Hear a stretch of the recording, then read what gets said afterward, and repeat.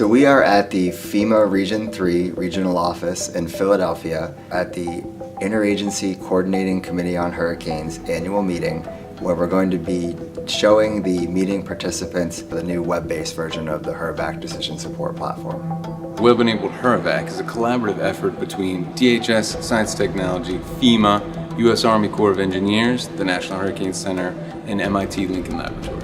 The goal is to provide the emergency management community with next-generation hurricane evacuation planning tools and capabilities. HURREVAC is a decision support platform for government emergency managers that helps them make decisions on evacuations and protective actions when hurricanes are threatening. They know a storm's coming. How long do they have to actually evacuate, to tell people they need to get out? How long will it take for those people to leave the zone?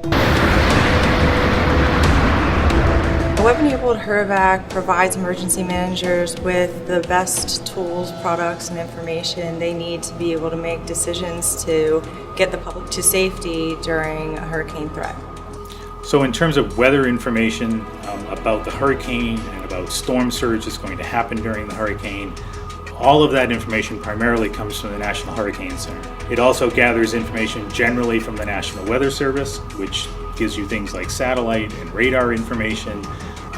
From USGS, it provides tide gauge and river gauge data. So there's quite a breadth of information, including all the way to things like what roadways are available for evacuation routes, what are the mobile home parks in the area. So sort of impact assessment can start to happen.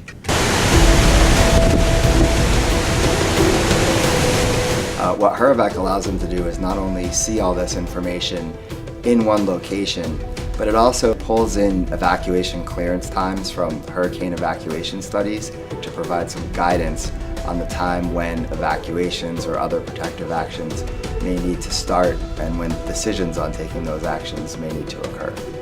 The biggest difference between the legacy HURREVAC and web-based HURREVAC that I find useful is how intuitive the web-based HURREVAC program is.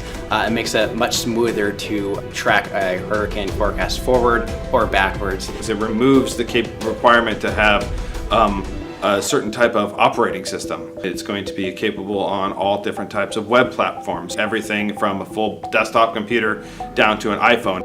One improvement that we wanted to be seen, that we are seeing with the web-based HURREVAC, is the mobile capability, which is really applicable to emergency managers who are out in the field or who are around the office and away from a desktop computer. We can then take the web-based HURREVAC around the office and provide briefings for senior leadership or for the governor, and it's all right there in one spot. We don't have to click through tabs of the Weather Prediction Center and the Hurricane Center and the River Forecast Center. We can show them all in one graphic what it is that we're talking about.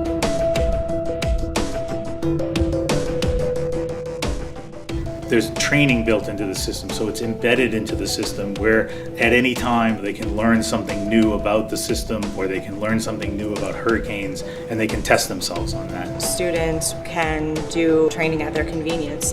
They can do it when it's most important to get it. Maybe they want a refresher in the beginning of the hurricane season. They don't have to wait until the trainers are available to come to them. And with a dynamic kind of gaming-based training platform, I think it immerses you much more into the overall training environment as you go from looking at a product to making a decision. We actually generate simulations of hurricanes to do the training. So you'll be trained on a particular module, and then you can run through a module with a sample case.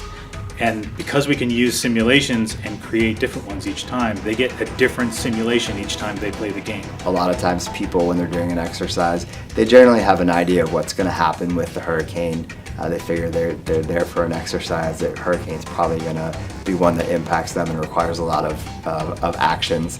But in this case, they're going to be sort of playing against a hurricane they've never seen before, and so through this decision-making simulation, they're going to have to make some difficult decisions about evacuation and protective actions without actually knowing if the hurricane is going to impact them. When we began the process of looking at the technology, we immediately engaged local and state emergency managers in the process. We created a working group, and we would have periodic, typically quarterly meetings with that group where we would get feedback.